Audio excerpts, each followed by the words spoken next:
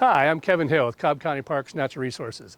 I'm here today at Hyde Farm, Cobb County's oldest continually operated farm going back to the 1830s.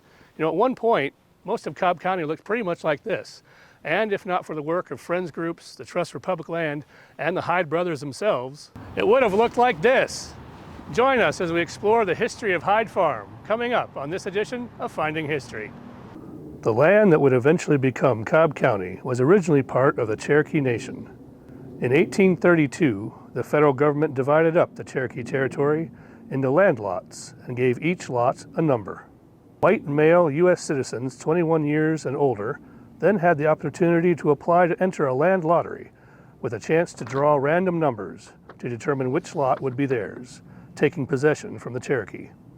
Quite often, there would still be Cherokee living on this land when the new settlers came to claim their homestead.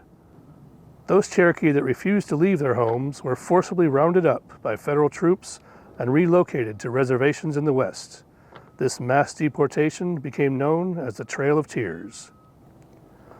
The land lot that would become Hyde Farm was originally settled by the Power family in the 1830s. James Cooper Power and his wife Rosa built this log cabin and started clearing the land for a farm, which they would farm for nearly the next century. After the Civil War, the Southern economy was in ruins. Farmers had plenty of land, but little money for wages to hire labor. The solution was for farmers to begin the practice of sharecropping, in which families worked together to help plant and harvest the crops. This helped to generate cash for the landowner. The farmers that helped work the land were known as sharecroppers, who would then give a portion of their crop back to the landowner as payment, essentially renting a portion of the farm from them. It was in 1874 that the Hyde family moved through this area and began sharecropping with the Power family. What started off as a working relationship soon grew into a strong friendship which would last for the next 25 years. J.C. Hyde talks about this working relationship in this video from 1986. I couldn't tell you when, but I hear my daddy say when he was about 6, 7 years old, when my grandfather bring old man Jim Powers his rent corn, he's renting third and fourth. Third of the corn, fourth of the cotton. And there were 3 gates across the road, between here and the lower Roger Road. There wasn't no stock over there, and the people fenced in the fields. And they brought him along to get off the wagon and unload the gate. And they unloaded the rent corn into that. So that was about how old was your father? He was born in 1881. And so when he was what? I'd say it was 18 and 19. But this was here, and that's where they dumped the corn, paid the rent. Although James Power died in 1901, the Hydes continued to work on the farm. In 1920, the Hyde family was able to purchase the property, and the farm that the Hyde family had worked for decades finally became their own. Jesse Hyde and his wife Layla raised 6 children on the farm: Buck, J.C., Pearl, Maglee, Gladys, and Rosalie. All of the daughters would later marry and leave the farm, but brothers Buck and J.C. stayed on for their entire lives, working the farm just as the Power family had done since the 1800s. I'm here today with Rusty Simpson, retired manager of the Natural Resource Unit of Cobb County Parks. And Rusty, you spent a lot of your career out here at the farm. Yes, I did. What do you say makes this place one of the more unique or different, interesting places in Cobb County? It's very interesting, and in my opinion, it's because it's one of the last continually family-operated farms in the county. From roughly the 1830s to 2004, it was only farmed by 2 families, the Power family and the Hyde family. And that just to me makes it very special that it has remained in the state that it is in. It does. There's not many farms left in Cobb County. And speaking of farms, we're surrounded by some of the fields here. They have terraced fields. Is that common for farms like this? Back in the 1830s, maybe a little bit earlier in the southeast, Georgia especially, terraces were used.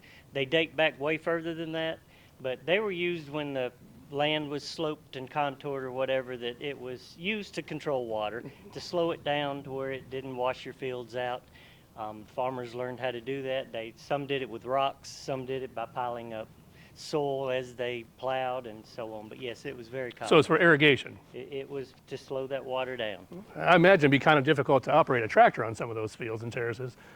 It would be tough to go over the terraces with a tractor just simply because you would tear them up. They're historic here at Hyde Farm, and as any other farm that dates back to this period.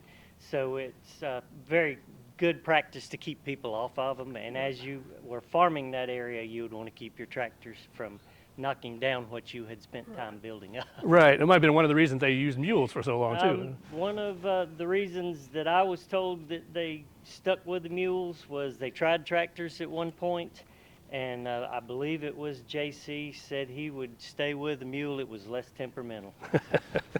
And what kind of things would they have grown on in the field like this? Most anything that you could figure at the time that you could sell. As you probably know, both of the brothers were truck farmers, they called it. They would go to the farmer's market in Roswell. They would go to the farmer's market in Marietta. So they grew what would sell. But in relations to that as well, they grew what their family needed. So they had fruit trees, they had nut trees, they had things that they could use to make pies, to whatever. But as far as specifics, as you can imagine, tomatoes, beans, peas, everything like that, they were most famous for their sweet potatoes. They grew a type of sweet potato that was called a golden nugget. And we had those. I think they still have some here. They tend to be a little bit sweeter. They tend to be less stringy, and so that was the reason they stuck with them. They had them for probably now is over 90 years that they had that particular strain, and that made them famous at the farmer's market. That's something that you certainly had a lot to do with keeping them going, and we continue to do. The staff I worked with and I all had our blood, sweat, and tears. That's right. And Cobb County going. Parks continues to grow those sweet potatoes right here on the farm, keeping that legacy alive. Buck and JC preferred to use the traditional methods of farming, using mule plows for power, sowing seeds by hand, and cultivating with a hoe. As the world grew and developed around them, the Hyde brothers maintained a life more similar to the 19th century than the busy 20th century that surrounded them, and they were very self-sufficient. I said you ain't have to some say not no hand in you. Daddy made here. What do you call these? Scythe?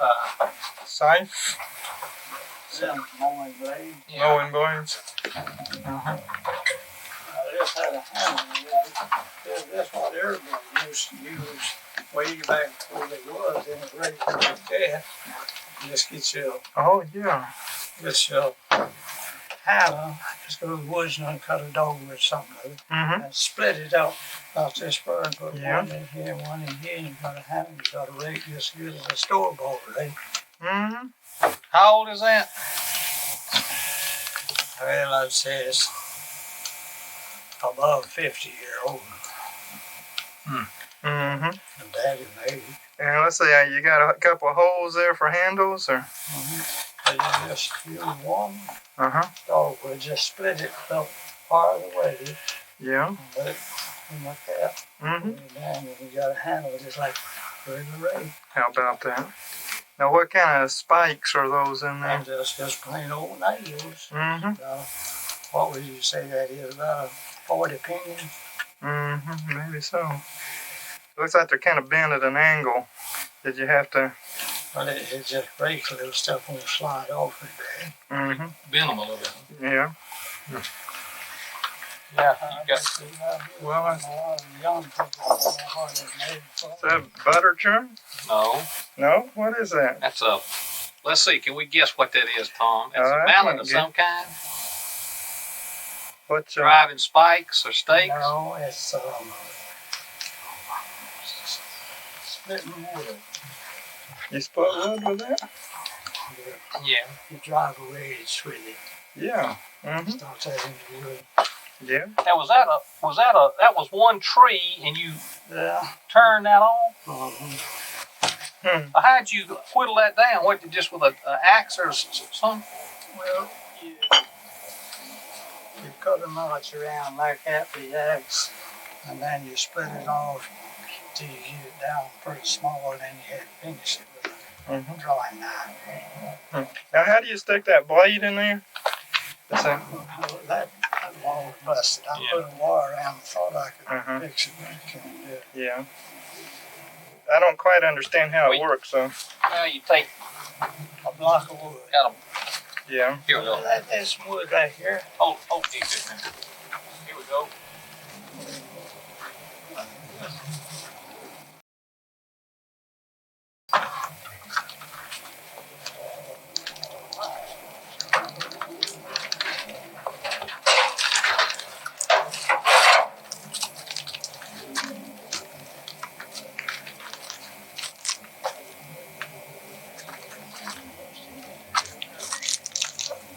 Oh, yeah.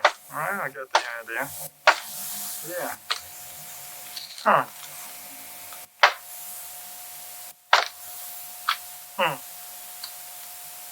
Yeah. So that was the forerunner of the sledgehammer. Yeah. Well, I was going to say, it looks like it might as well use a sledgehammer, but I guess if you don't have a sledgehammer, that's what you use, isn't it? Well, that's all right.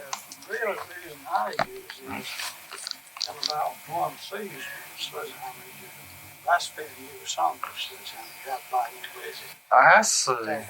Take a wooden model like that, and that lasts 40, 50 years. Yeah. Buck Hyde died in 1988, leaving a huge tax burden of nearly $500,000 for J.C., which nearly forced him to sell off the farm. In an effort to save the farm, J.C. negotiated with the Trust for Public Land and sold a portion of the farm to be included in the Chattahoochee River National Recreation Area. This began the partnership with TPL, friends groups, and the National Park Service. J.C. Hyde quietly passed away in his home in 2004. Thanks to the arrangement made with the Trust for Public Land, the farm would remain preserved and safe from development. Although the land was safe from development, by the 2000s, many of the barns and structures were in a serious state of decay. In 2013, Cobb County began the process to restore these historic structures to their original condition.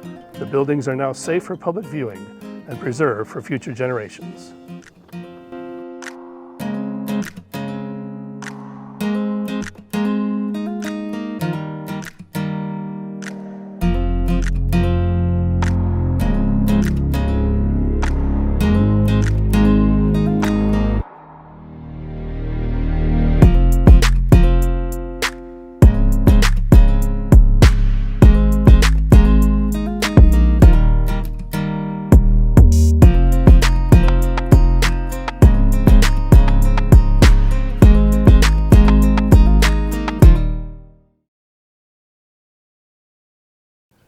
Today, 95 acres are jointly owned and operated between the National Park Service and Cobb County Parks, and the Hyde's legacy is preserved for all future generations to enjoy.